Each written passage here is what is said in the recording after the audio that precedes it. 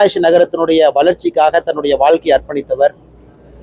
சென்ற ஆண்டு 2024 நம்ம எல்லாம் விட்டு இறைவனடி சேர்ந்திருக்கக்கூடிய அம்பலவாண செட்டியார் ஐயா அவர்களுக்காக இன்று நடத்தக்கூடிய அந்த புத்தக வெளியீட்டு விழாவில் நாங்கள் எல்லாம் பங்கேற்றுக் கொண்டிருக்கின்றோம்.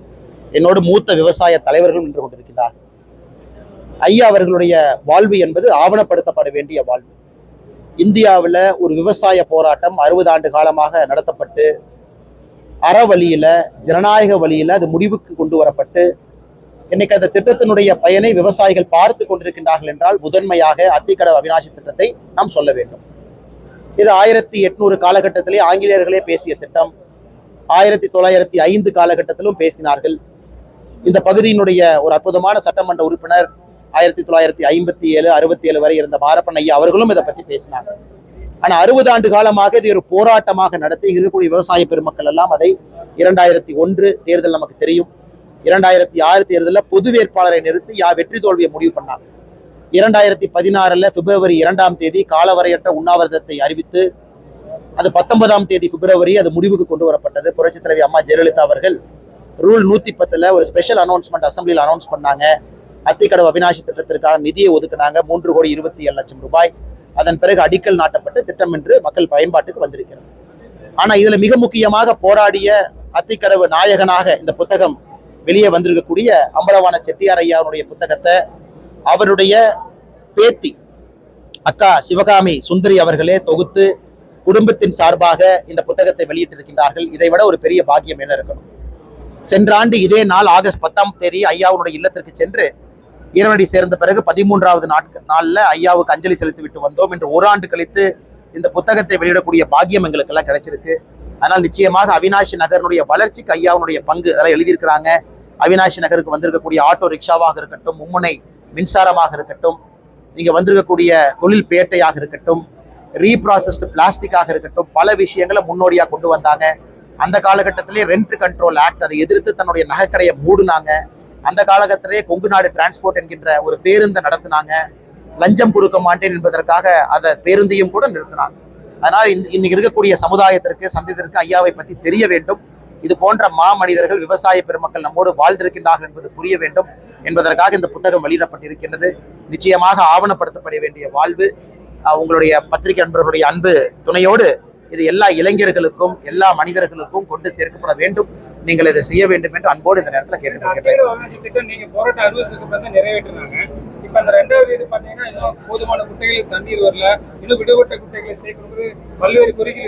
ஆகஸ்ட் 2, 2024 நாங்கள் அதை பார்வையிட்ட பொழுது விவசாய பெருமக்களோடு இணைந்து சொன்னோம், ஆகஸ்ட் 20க்குள்ள நீங்க நடத்தல என்றால் நாங்களும் காலவரையற்ற உண்ணாவிரத போராட்டத்தை ஈடுபடுவோம் என்று.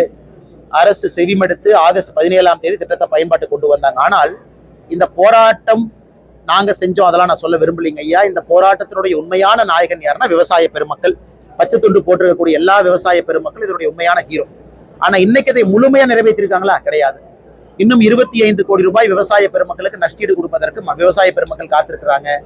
இன்னைக்கும் பாத்தீங்கன்னா ஃபால்ட்டி வால்வு, தண்ணி லீக் ஆகுது. இன்னைக்கும் பாத்தீங்கன்னா 6 பம்பிங் ஸ்டேஷனுக்கும் தேவைப்படுகின்ற மின்சாரத்தை முறையாக கொடுத்திருக்கிறாங்களா? கிடையாது. ஒரு முறை மின்சாரம் கட்டாச்சுன்னா 6 மணி நேரம் ஆகிறது மறுபடியும் நீரை மேலே ஏற்றது. ஏன்னா திட்டமே ஒரு வித்தியாசமான திட்டம். கீழிருந்து தண்ணீரை மேலே கொண்டு வரணும், மேட்டுப்பாங்கான பகுதி கொண்டு வரணும், பவானி நதியிலிருந்து நொய்யல் நதியிலிருந்து வரக்கூடிய உபரி நீரை கொண்டு வரணும். அப்ப பம்பிங் ஸ்டேஷனுக்கு மின்சாரம் தேவை. அதையும் சரியா நடைமுறைப்படுத்தல.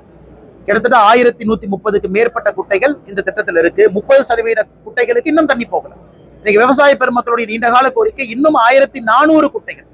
அது அத்திக்கடவு அவிநாசி திட்டம் phase 2ல இணைங்கிறாங்க. நாங்களும் அதை வற்புறுத்துகின்றோம் என்று அதையும் இணைத்து ஒரு திட்டத்தை அறிவிங்க. காரணம், ஒரு பகுதி மக்களுக்கு ஒரு திட்டமும் அதே பகுதியில் இருக்கக்கூடிய இன்னொரு பகுதி மக்களுக்கு திட்டம் இல்லை என்பதை ஏற்றுக்கொள்ள முடியாது. அதனால் நிச்சயமாக திமுக அரசு செவி கொடுத்து சும்மா பேருக்கு நாங்க இதை நடத்தணும் என்று சொல்வதை விட முழுமைப்படுத்துங்க. அத்திக்கடவு அவிநாசி திட்டம் 2 அதையும் அறிவியுங்க. இந்த பகுதியில் இருக்கக்கூடிய விவசாய பெருமக்கள் இதற்கு மேல் கண்ணீர் சிந்துவதற்கு தயாராக இல்லை. காரணம், அவங்ககிட்ட கண்ணீர் இல்லை. அதனால் நிச்சயமாக இதை செயல்படுத்த வேண்டும் என்பது எங்களுடைய வேண்டும்.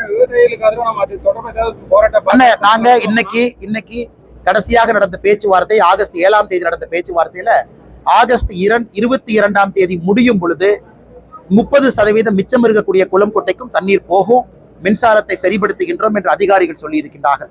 ஆகஸ்ட் 22 வரை பொறுத்திருப்போம். செய்யவில்லை என்றால் மறுபடியும் நாங்க போராட்டத்துல குதிக்கிறோம். விவசாயிகள் மாதிரி தூய்மை பணியாளர்கள் போராட்டத்தில் ஈடுபட்டு ஆமாங்கண்ணா, அடிப்படை உரிமைகளை கேட்டு வருவாங்க. அது உண்மைதாங்கண்ணா. சென்னையில எங்களுடைய மாநிலத்தினுடைய தலைவர் அண்ணன் நயினார் நாகேந்திரன் அவர்கள், மூத்த நிர்வாகிகள் அவங்க எல்லாம் சந்திச்சிருக்கிறாங்க. எங்களுடைய ஆதரவை சொல்லி இருக்கிறோம். ஆனா முதலமைச்சர் அவர்கள் எதற்காக இன்னும் இதை பற்றி நடவடிக்கை எடுக்காம இருக்கான்னு எனக்கு தெரியல.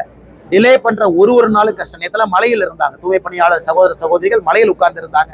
அதை பார்க்கும் பொழுது எந்த நெஞ்சாக இருந்தாலும் கூட நம்ம கிட்ட கண்ணீர் வரும்.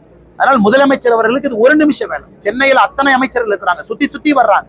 சும்மா பேச்சுவார்த்தை நடத்துகின்றோம் என்று சொல்லுகின்றார்கள். இது எந்த பேச்சுவார்த்தையும் நிறைவு கொண்டு வரல. உடனடியாக முதலமைச்சர் அவர்கள் நிறைவு கொண்டு வரணும். ஏன்னா தூய்மை பணியாளர்கள் அவங்க செய்யக்கூடிய வேலை இன்னைக்கே பாருங்க. சென்னையை பொறுத்தவரை அதல பாதாளத்தில் இருக்கிறோம் கிளீன் சிட்டி, ஸ்வச் பாரத் ரேங்கிங்ல. ஏன்னா தூய்மை பணியாளரை நம்ம சரியா கண்டுக்கிறது இல்லை, மோட்டிவேட் பண்றது இல்லை, சரியான சம்பளமும் கொடுக்கறது இல்லை. எல்லாமே கான்ட்ராக்ட் ஒப்பந்தத்துல மாட்டி இருக்கிறாங்க. அரசு வரையறுத்திருக்கக்கூடிய ஒரு தொகையும் கூட உங்களுக்கு வர்றதில்லை. அதனால் முதலமைச்சர் நேரடியா தலையிட்டு தலைவர்களை கூப்பிட்டு பேசி இதை தீர்ப்பதற்கு ஒரு நிமிடம் போதும். முதலமைச்சர் தீர்க்க வேண்டும் என்று கேட்டுக்கொள்கிறேன். ஆலமலையார் நிலையார் திட்டத்தை முதல்வர் செயல்பட்டு கொண்டு வருவார் சொல்லியிருக்காரு. அதே மாதிரி ஆயிரம் திட்டத்துல வாய்க்கால் தூர்வாருக்கு 9 கோடி பணத்தை ஒதுக்கி 4 ஆண்டுகளாக எதையும் செய்யாம கடைசியில் அது பேசினா தவறா போயிருங்கன்னா, விவசாயிகள் இருக்காங்க, அரசியல் கட்சியை சாராதவங்க, இன்னொரு நேரத்தில் நம்ம பேசுறாங்க. நன்றிங்கண்ணா.